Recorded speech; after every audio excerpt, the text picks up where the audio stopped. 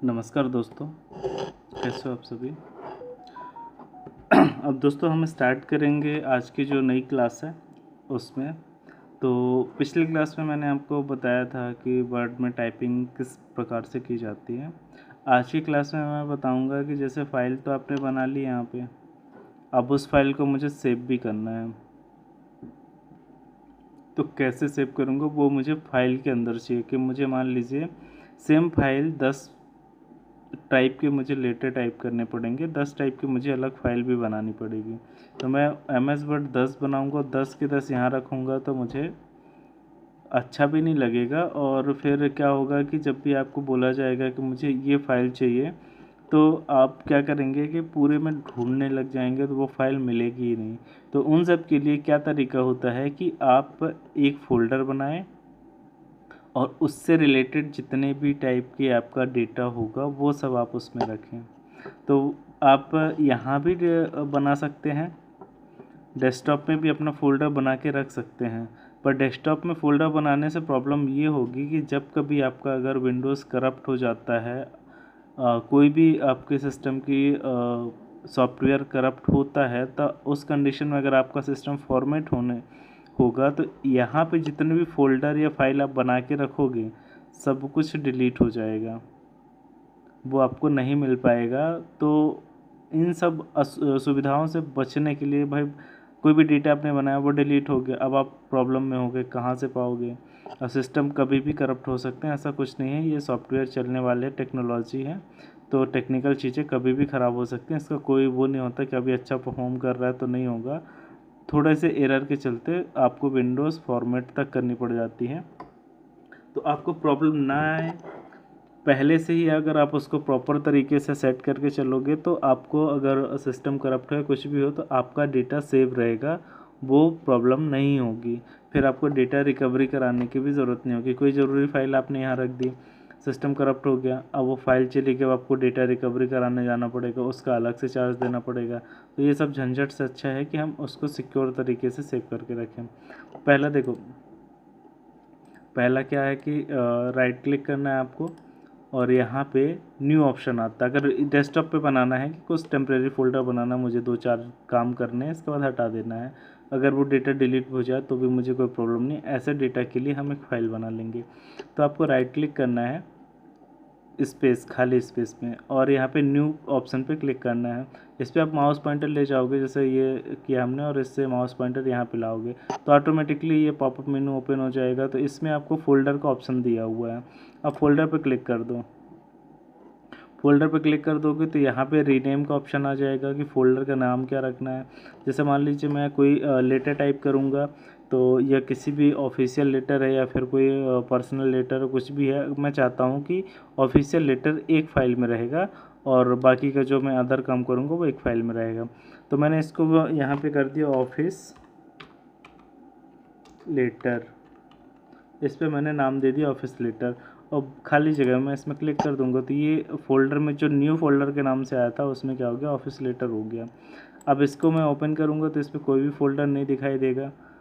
तो ये हो गया। अब जैसे ये लेटर है, मुझे इस फाइल को इसमें रखना, तो फाइल मैंने पहले से क्रिएट कर रखी है, आपने भी कोई भी फाइल क्रिएट कर रखी है कहीं भी, तो उस फाइल को रखना है। तो उस फाइल को रखने के दो तरीके हैं, कॉपी करके सीधा यहाँ पेस्ट कर सकते हैं, या हम इसको यहाँ पे लेफ्ट हमने क्लिक किया और इसको उठा के यहाँ से लाए और इसके ऊपर छोड़ दिया।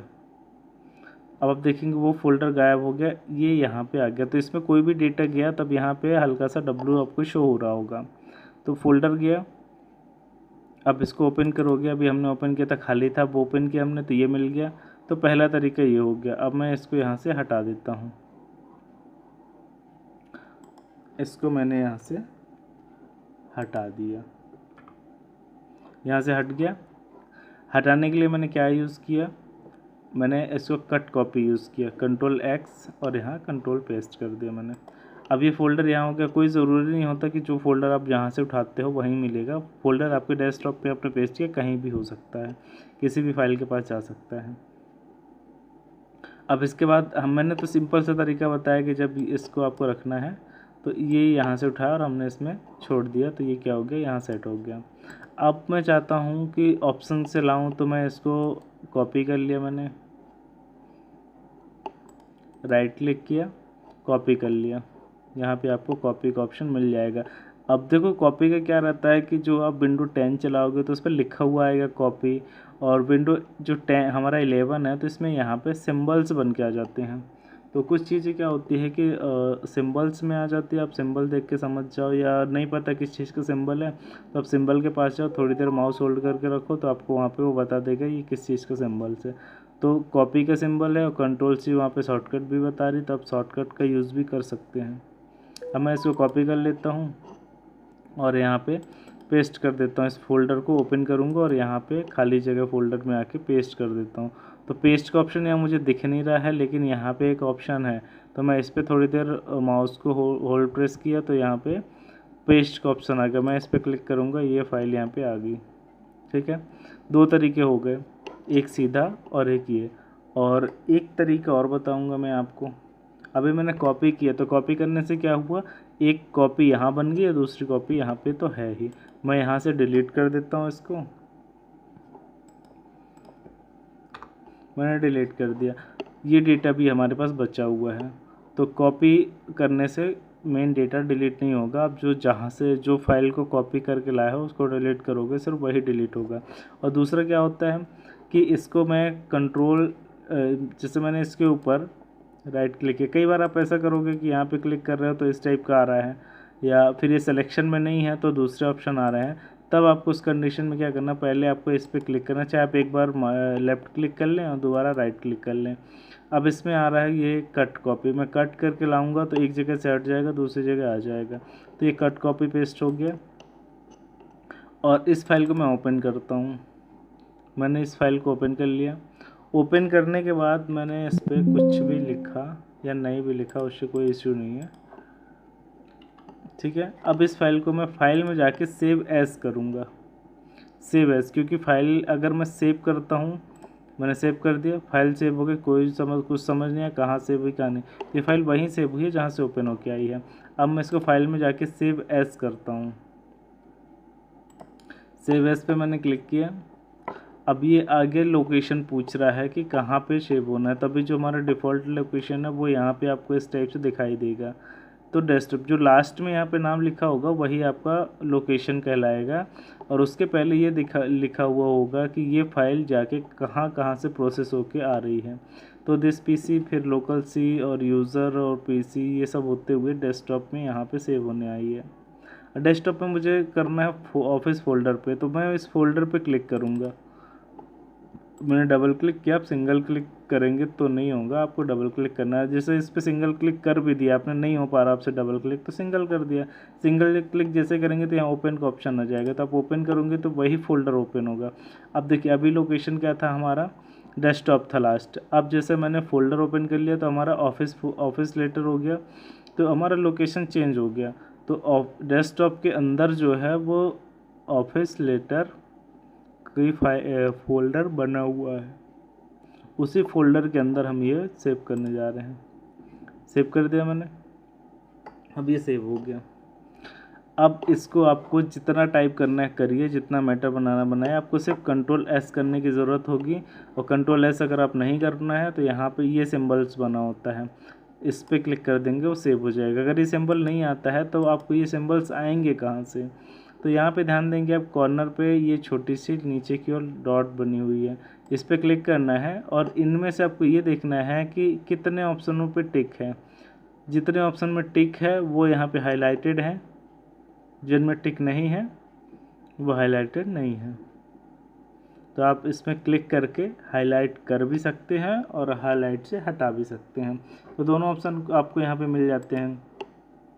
तो ये फ़ोल्डर आप यहाँ से बना के सेव कर सकते हैं कि कोई भी फ़ोल्डर हम कैसे बनाएंगे। अब जैसे ये फ़ोल्डर बना, मुझे इसका रीनेम देना है, तो रीनेम के लिए मैं इस पर एक बार मैंने इस पर क्या क्लिक किया, एक बार क्लिक किया और थोड़ी देर बाद मैंने दोबारा से एक बार सिंगल क्लिक किया। अभी ये फ्रेश है, मैं इस पर कर देता हूँ, ये फ्रेश है, इस पर मैंने एक बार क्लिक किया, अब थोड़ी देर बाद दोबारा से एक बार और क्लिक कर देता हूँ।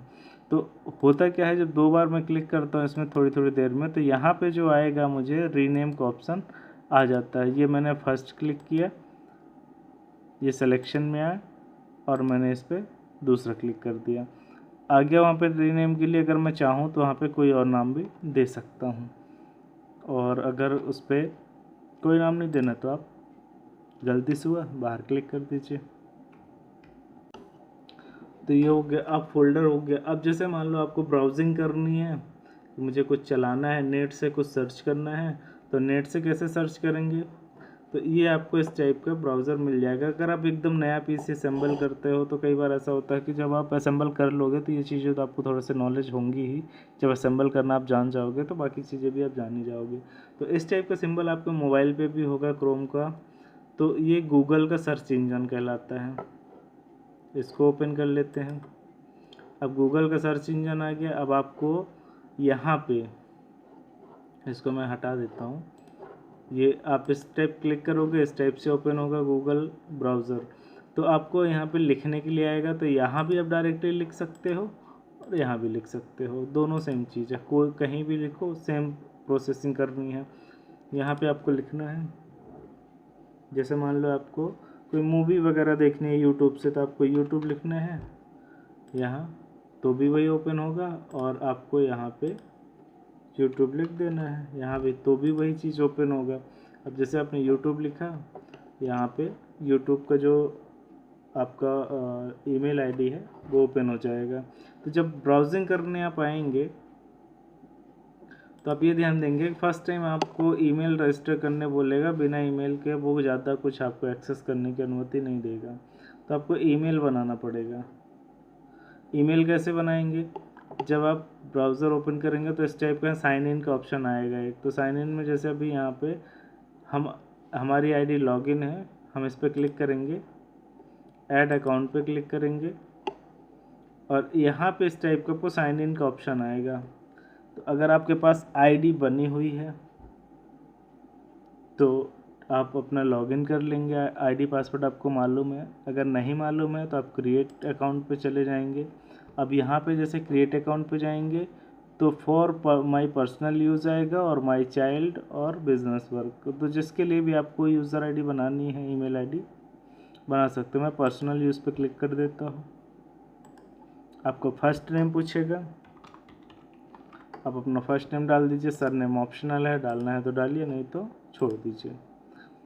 अब इसके बाद आपकी डेट ऑफ बर्थ पूछी जाएगी, तो आपको अपना डेट ऑफ बर्थ फिल कर देना है, और नीचे आपको जेंडर फिल कर देना है। इसके बाद आपको नेक्स्ट करेंगे तो आपको यहाँ पे आएगा यूज़र नेम जो अवेलेबल है आपके नाम के हिसाब से, इस पर जो यूज़र नेम अवेलेबल है वो यहाँ पे आपको सजेस्ट करेगा, कोई भी आप चुन सकते हो।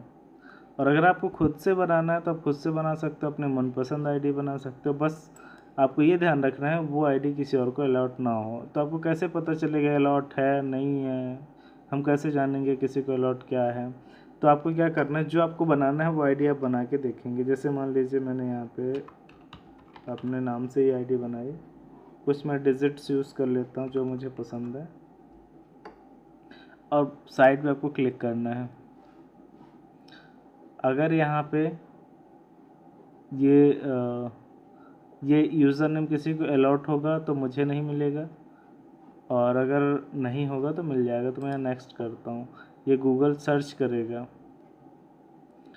अब गूगल ने सर्च कर लिया, that user name is taken, try another, ये किसी को मिल चुका है, आपको नहीं मिल सकता।